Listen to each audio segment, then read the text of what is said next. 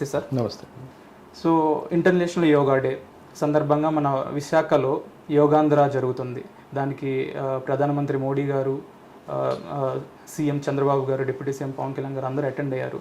So ఇది Guinness book of world రికార్డ్స్లో కూడా ఎక్కింది. అండ్ కానీ కొంతమంది ఒపీనియన్ ఏంటంటే దీనికి 3 కోట్ల పైగా ప్రజాధనం ఖర్చు అయ్యింది. సో ప్రజెంట్ మన డెవలప్మెంట్ ఇంకా జరగలేదు ఆంధ్రాలో. అండ్ ఎంతోమంది యువత జాబ్స్ లేక హైదరాబాద్ అని, బెంగళూరు అని వెళ్తున్నారు. ఇలాంటి సందర్భంలో ఈ ఖర్చు అవసరం అంటారా? ఇది ఉపయోగకరమైంది అంటారా? అంటే ప్రతిదాన్ని కూడా మనం ఖర్చుతోనో దాంతో ముడిపెట్టి చూడడం. అంటే మనం ప్రతిదీ ఏదో విమర్శించాలి కాబట్టి విమర్శించడం అనేది మన అభిమతం కాదు.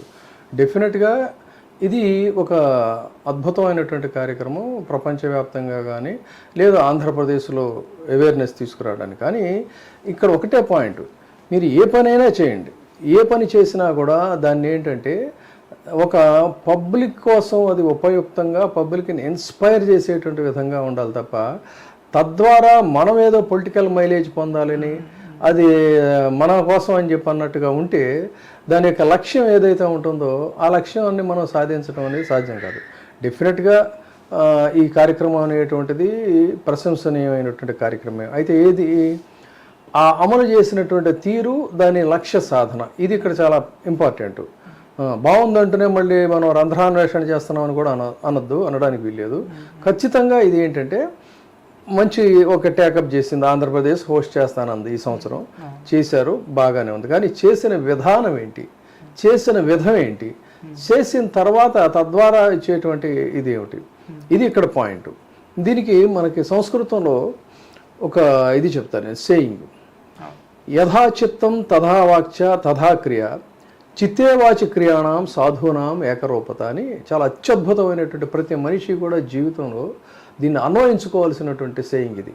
అంటే యథాచిత్తం మనం ఏదైతే ఆలోచిస్తామో, తథా క్రియ మనం ఏది ఆలోచిస్తామో అదే చేయాలి. యథాచిత్తం తథా వాచ్య మనం ఏదైతే ఆలోచిస్తామో అదే మాట్లాడాలి. చిత్తేవాచి క్రియాణం ఏదైతే మనం మాట్లాడుతున్నామో అది క్రియారూపంలో కూడా, అంటే ఇవన్నీ కూడా సిన్సియర్గా సింక్రనైజ్ అవ్వాలి. అది లక్ష్యం. అంటే యోగాంధ్ర చేయాలి అని చెప్పని అనుకున్నారు, చేస్తున్నామని చెప్పారు, చేశారు.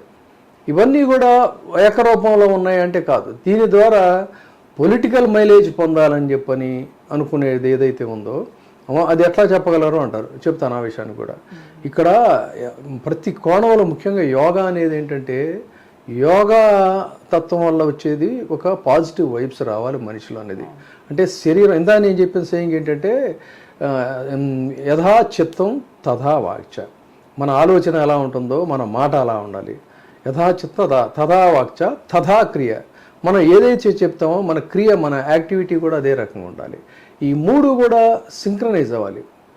చిత్తే వాచి క్రియాణం, ఏది ఆలోచించామో, ఏది చేసామో, ఏది మాట్లాడామో, చిత్తేవాచి క్రియాణం సాధూనాం ఏకరూపత, ఇవన్నీ కూడా ఒకే రకంగా ఉండాలి అనేది.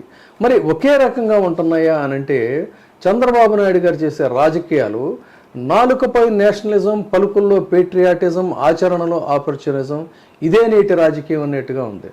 మాట్లాడేదేమో ఒకటి నేషనలిజం, జాతీయతావాదం, పలుకుల్లో చూస్తే అబ్బో ఎక్కడ లేని దేశభక్తి, పలుకుల్లో పేట్రియాటిజం, బట్ ఆచరణకు వచ్చేసరికి ఆపర్చునిజం.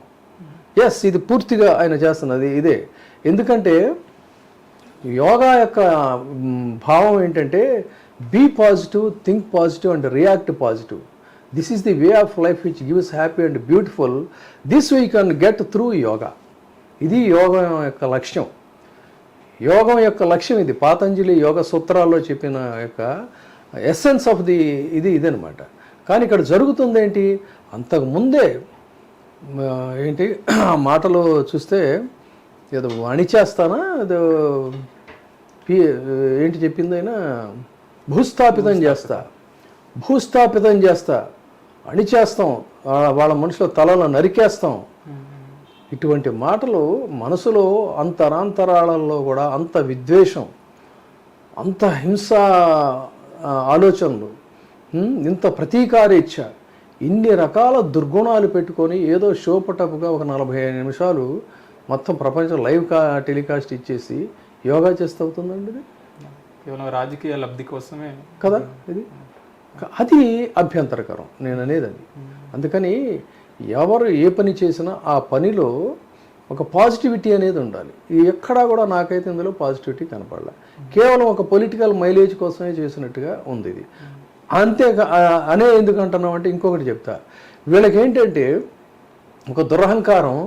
వీళ్ళేమో ఎక్కడో స్వర్గం నుంచి భూమికి దిగొచ్చినట్టుగా, మరి కొంతమంది ఏమో ఏదో మట్టిలో నుంచో దుమ్ములో నుంచో ధూళిలో నుంచో వచ్చినటువంటి ఇది.